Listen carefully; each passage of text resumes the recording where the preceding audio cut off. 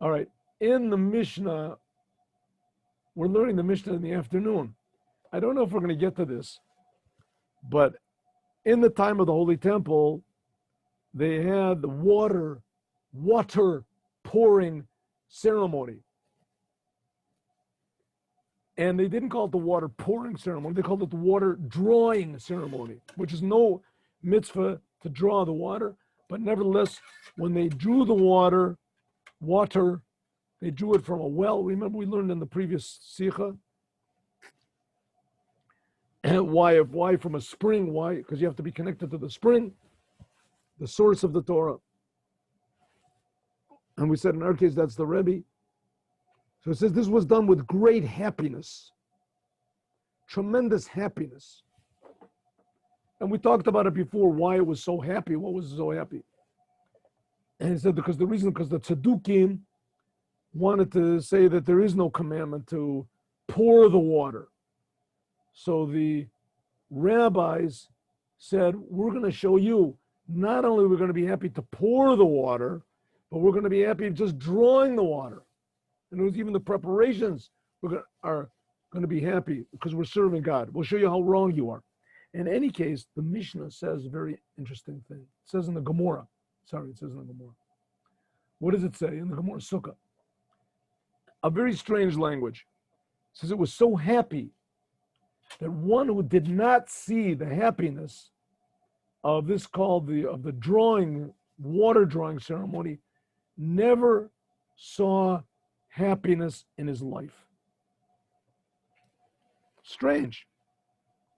Why doesn't it say in the Gemara, the happiness was in the water drawing ceremony was real happiness? Huh? Tremendous happiness, right? It was greater than any happiness. No, it's not what it says. It says anyone who did not see the happiness of the water drawing ceremony, he never saw happiness in his life. In other words, any other type of happiness, you marry your daughter off, you win a big prize, you're saved from the enemy, you're taken out of jail. Any type of happiness you can imagine is not happiness. It's not happiness at all. If you didn't see the happiness of the water drawing ceremony in the temple, it means that anything else you saw wasn't happiness. You never experienced happiness. It doesn't say that that's nothing compared to this. It says it is nothing. A person that never saw the happiness that was in the Jewish people dancing in the water drawing ceremony, he never saw any happiness in his life. No matter what you did, no matter what happiness you experience in life, that's not it. Not really. The simple meaning is that the Gemara is telling how great it was that it was so happy. But it says, but in fact, that's not what it's saying. It's saying that the only happiness that exists in the world is the happiness of the water drawing ceremony. And if you saw that, then you saw happiness. But anything else is not happy. Says the Rebbe, we have to understand. The language of the rabbis is very, very exact. How could they say such a thing like this? And why do they say it in such a negative way? If you didn't see the happiness, that you never saw happiness. Also, we have to understand, what do we care now? I mean, it means that now that we're never really happy. What does that mean? It says the idea is like this. The Gemara is telling us something about serving God. If a person never saw the joy of the water drawing ceremony, that even though that he thinks that he's experienced happiness in his life, he did good things. The fact is that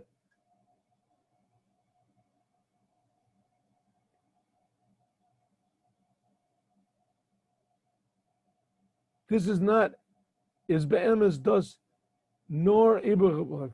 This is just like your imagination. You thought you were happy at your daughter's wedding. You thought you were happy, right? The fact is you didn't see any happiness. Because if you didn't see the happiness of the water drawing ceremony, then you don't have really any idea what happiness is. That's what it says. Okay, how can this be? It says the whole idea of joy. What does it mean to be happy? Joy means going out of your limitations. You go out of yourself. In other words, truly not thinking about yourself, thinking about something, experiencing something that's really good. Therefore, we see that in the time when a person is happy, that then people will do things. Let's go back here. When a person is genuinely happy, then he will do things that he would never normally do. And an honorable person does a somersault, spins around like a little child. The reason that brings happiness has to be something that's outside of his limitations. That's why it says that the way you can experience now happiness, love, etc., is going out of yourself. You have to go out of yourself. You have to do for someone else. If you go out of yourself, then you can begin to experience happiness. Happiness has to be something which is above limitation.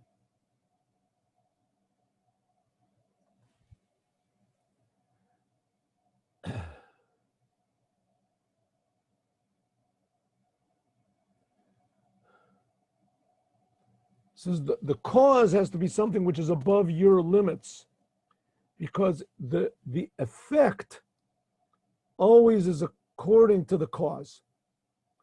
So therefore, because the result, namely the happiness, it has to be a thing, happiness by definition has to be a thing that's above limitation. So it has to, the only way it can be is by coming from something that is also above limitation.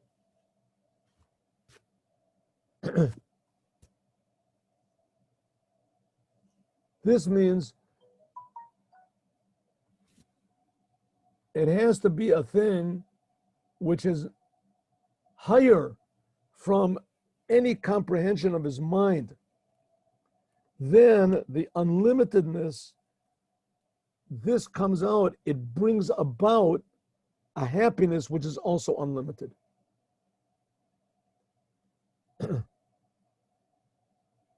That's what it says. Just like water reflects a face, also the heart of man reflects to man. Here we're talking about the man is God.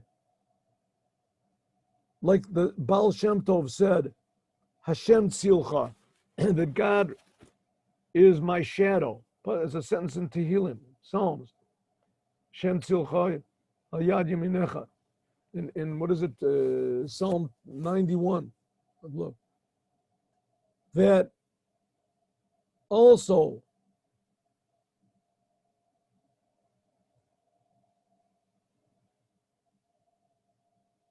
just like a shadow only does what a person does, also the same thing, God is my shadow. What does it mean?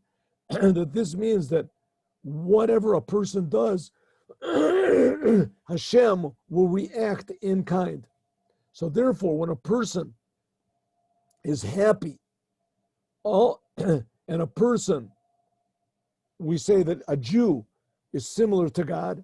So also, like the Shalah says, like the Rabbi Yeshaya Horvitz, it's called the Shalah, that he says, therefore a person is called Adam, because he's similar to God, as by means of what we do, there'll also be happiness from above. Like it says, the kingship of heaven is like the kingship of the earth. So therefore, when we are happy, then also God shines a happiness from here, from above. In service of man, man is a small world. There are three ways of serving God: Torah, prayer, and charity.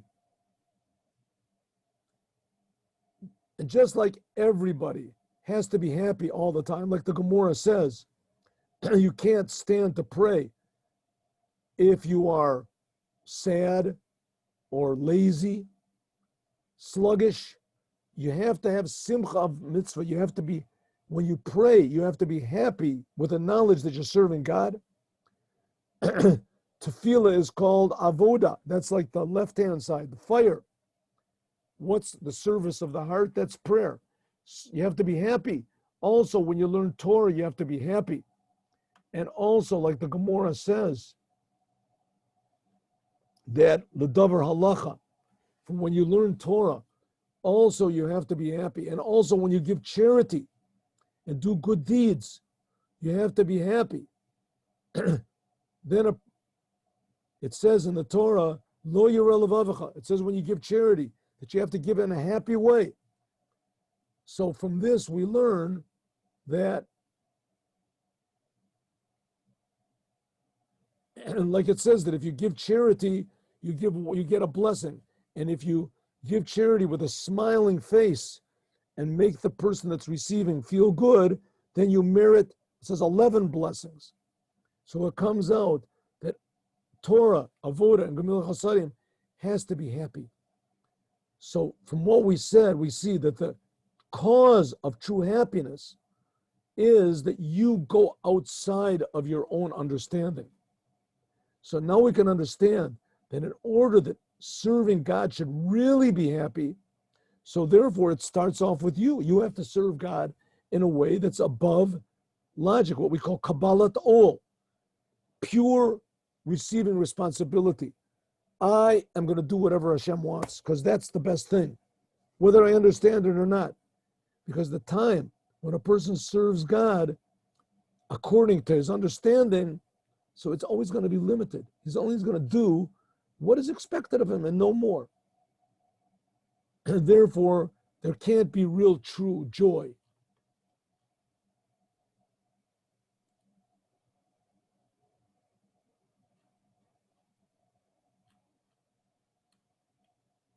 Yeah, we'll have to go up here.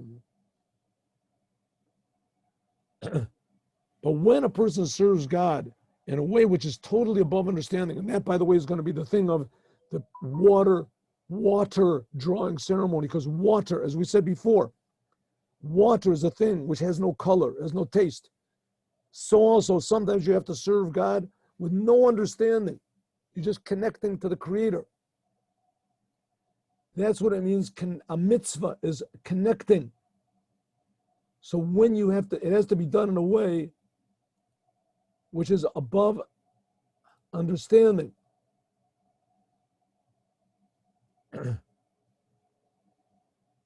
But then you can always ask a question.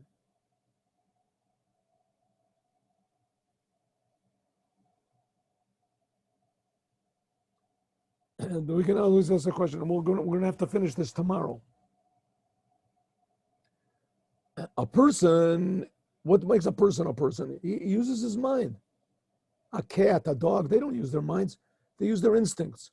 A person uses his mind, which this is the advantage of a person over an animal. An animal has mind. If so, how can it be that a person should put away his intellect and serve God above understanding? If so, he loses his humanness. The rabbi said on the sentence, Asher bor Elokim la'asot l'taken.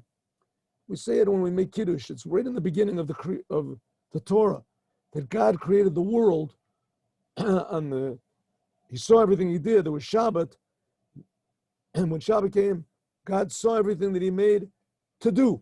He says, what does it mean he made to do? It says it means he made the world to be fixed up.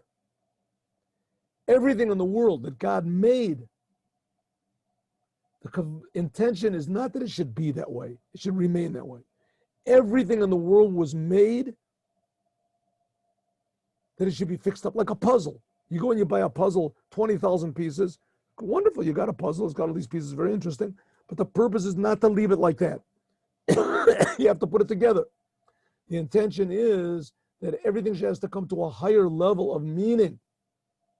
The ultimate purpose of the inanimate minerals is to be included in plants. Plants become included in a higher level of intelligence.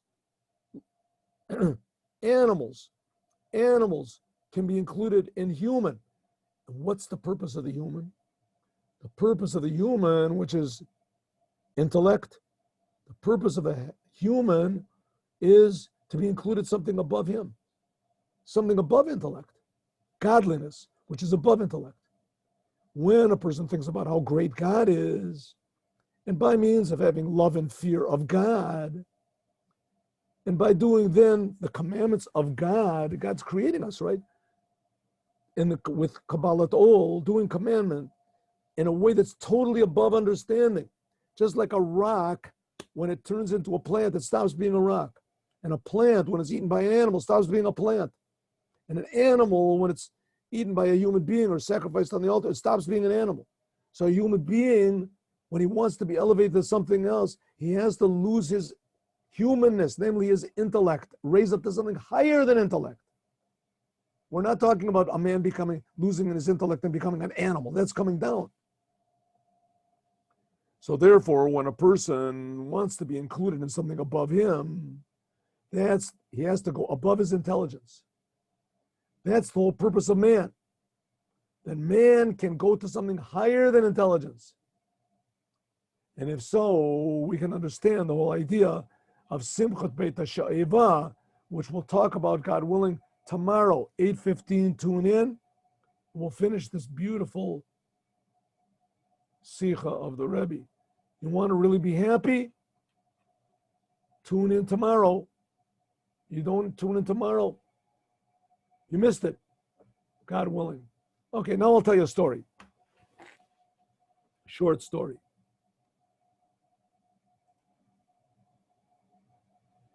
Okay? Oh.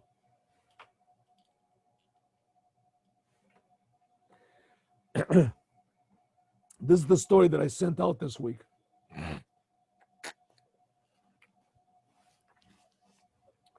Those all